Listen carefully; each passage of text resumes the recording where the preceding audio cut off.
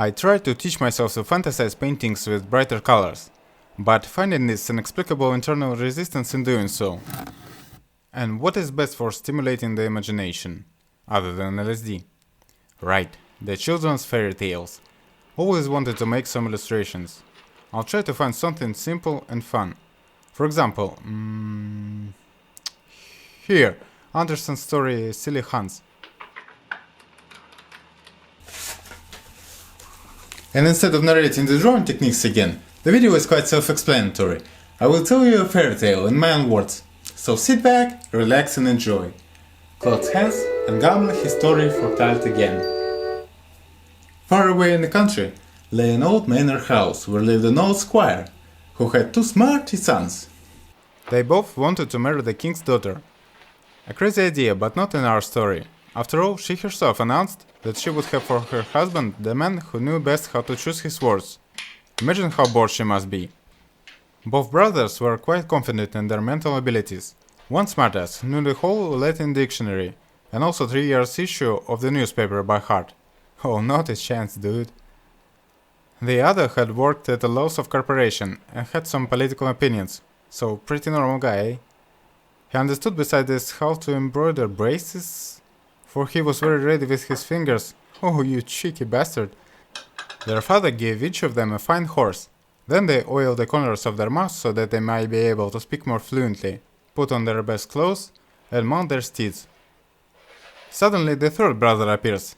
That's right, there were 3 of them, but nobody counted him with his brothers, for he was kind of dumb and annoying, and people just called him Butthead Hans. "Where the hell you fancy twats going?" said Butthead. "We are going to court to woo the princess." "I'll go too." But the brothers laughed at him and rode off. "Dear father," whined Butthead, "I must have a horse too. A desire for marriage has seized me.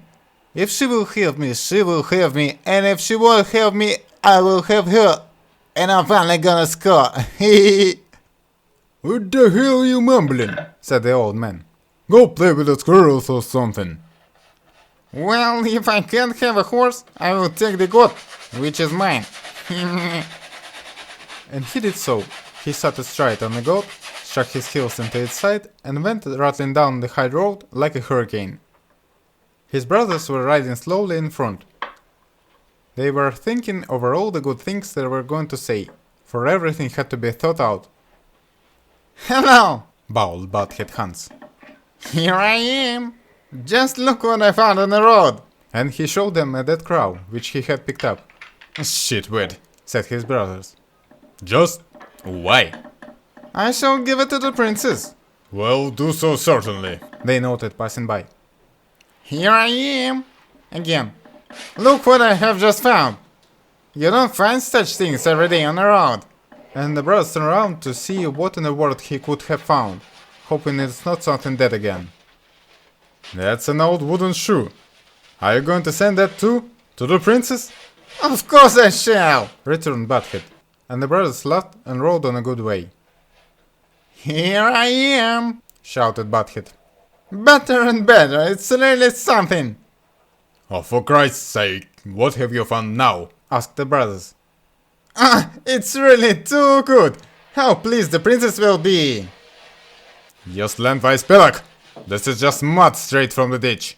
"Of course it is! And it's the best kind! Look how it runs through one's fingers!"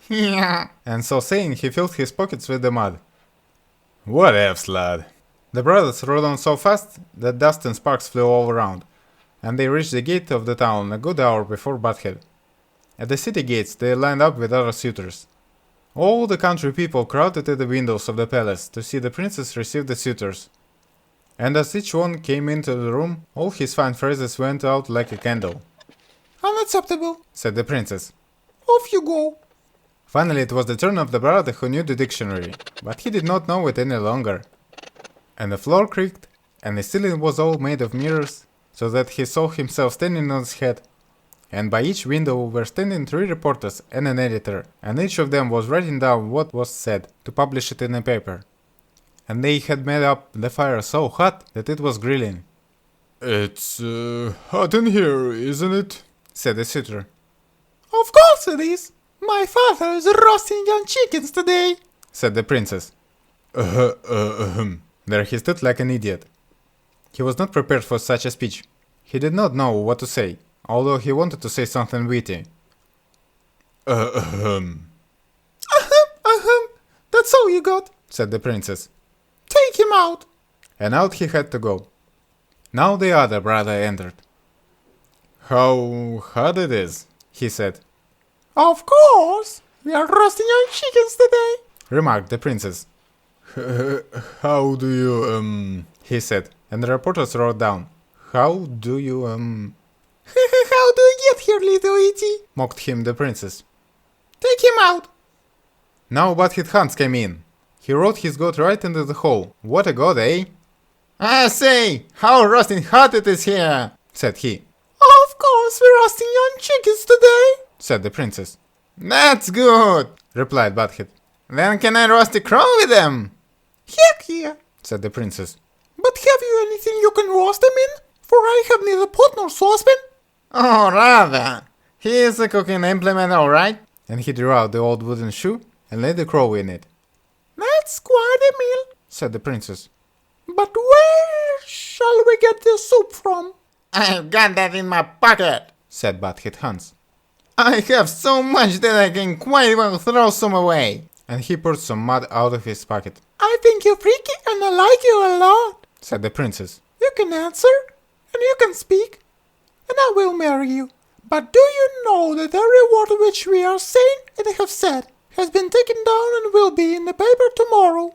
By each window do you see there are standing 3 reporters and an old editor, and this old editor is the worst, for he doesn't understand anything. But she only says this to tease him. The reporters giggled and each dropped a blot of ink on the floor. Are those the great people? Said Butthead Hans. Then I will give the editor the best. So saying, he turned his pocket inside out and threw the mud right in his face. That was neatly done, said the princess. I couldn't have done it, but I wasn't learned how to. Butthead Hans became the king, got a wife and a crown, and sat on a throne. God bless the country people. And other brothers probably have dodged the bullet.